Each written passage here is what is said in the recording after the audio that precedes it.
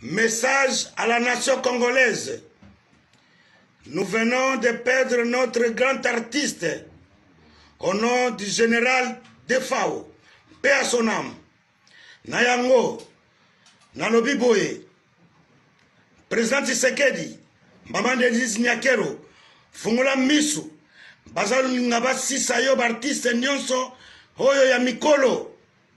Alors, soki kaka bakeli banda bazokufa ndakisa Papa Wemba akende Côte d'Ivoire akeko kufa kuna Defao ake Cameroun akeko kufa kuna na yango il faut totalisa makambo bana Congo tosala tout totalisa makambo yo pourquoi bartisa jeune te kaka bartisa mikolo na yango na lobi boye.